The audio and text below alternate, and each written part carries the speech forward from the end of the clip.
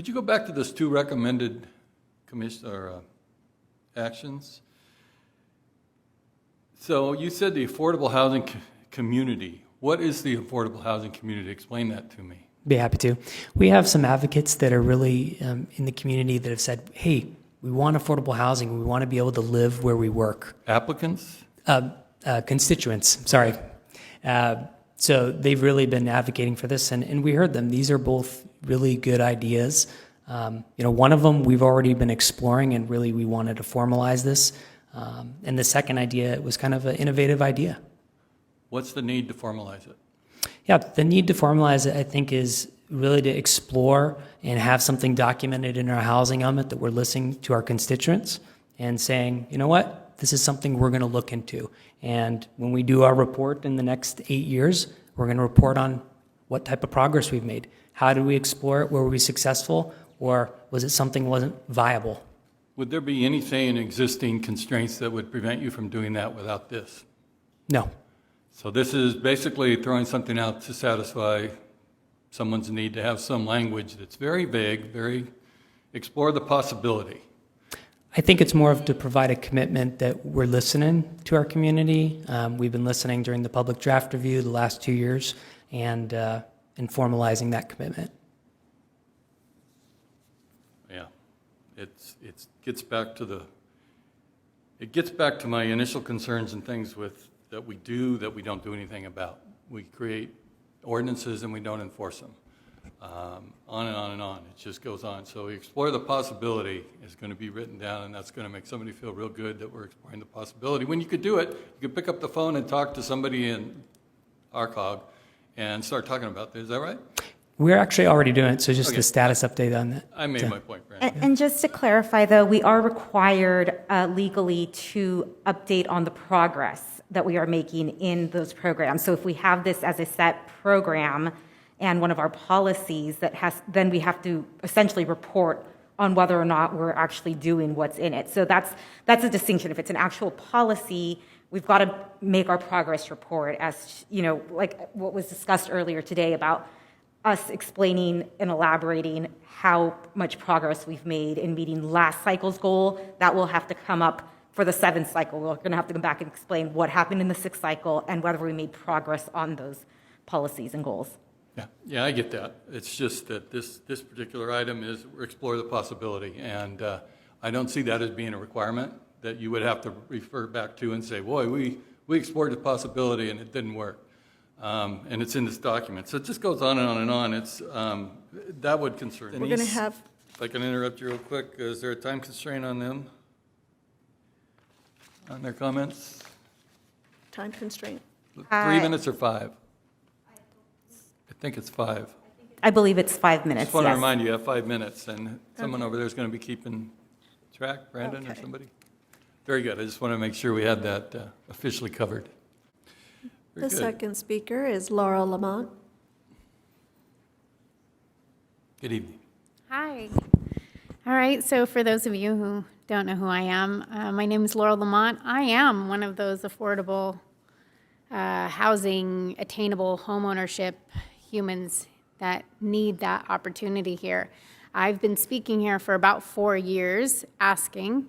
I'm a single, full-time mother. I work full-time. I work at Trader Joe's. My days start between 4:30 and 5:30, 6 days a week. I'm up, take the kid to school, go work full-time, come participate as a constituent. Nobody's taxes put food on my table. I pay all my own bills. I am not subsidized. I can't possibly, on my income, working 14 years for Trader Joe's, afford a home within this community. And what I'm asking, thank you, by the way, for putting in the missing middle, for having that on there. That's super important, and I'm super grateful for it. I'm one of many, many, many. My company is full of me's, people who can't afford to live here, people who commute to Paris, and single moms, and renting rooms from people who can afford the homes here. We aren't subsidized in any way. We just can't afford to live within this community, and there just has to become an equitable opportunity. So in that dialogue, The city has done very little to educate on what equity is. And I would just love to see that dialogue happen so it's clearer, because I think the resistance to it is a fear in affordable housing, which I don't want any more affordable housing. We have 13, and we have currently 13 affordable housing apartment developments. We have 3 more in the pipeline. The affordable housing apartments don't really help me with any upward mobility. They don't. Most of it I don't qualify for because I make too much. I make between $35,000 and $40,000 a year. That's not including my health insurance and my car payment and what it costs to raise a boy without any child support. We need just smaller homes that we can somehow purchase into, so we can have the security of a monthly payment that isn't going to go up every year, even though our income isn't going up every year. Because my rent goes up every single year. My income doesn't go up every year, but my rent does. I also pay $80 to $100 a month in coin just to do my laundry. So there's just lots of factors here when it comes to affordable, attainable home ownership options for the working people that serve this community. So I'm just here to speak on that behalf, because this isn't about me wanting a handout or people wanting a handout. We serve the community. You brought the jobs here. You brought the businesses here. Then you built the homes, and the homes want the accessibility of the restaurants and the grocery stores and the Trader Joe's and now a Whole Foods, but those come with employees. And those employees can't, on a single income, afford to live within the community.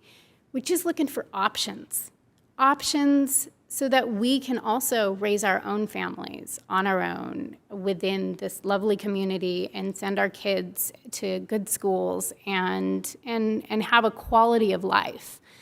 Affordable housing by design should be transitional. It should not be some permanent place. It should be the first step to homeownership.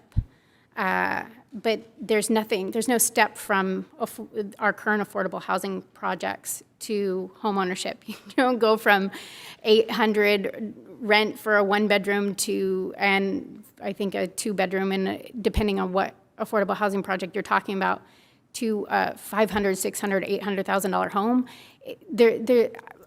Again, $35,000 to $40,000 a year. That's all I'm going to bring home. I don't have anybody to hand me over a deposit on a home of that nature, nor do I need that kind of space. So that's where I'm at. I've brought many of the ideas to the table on how we can create potential home ownership opportunities for the community, for the workforce of the community.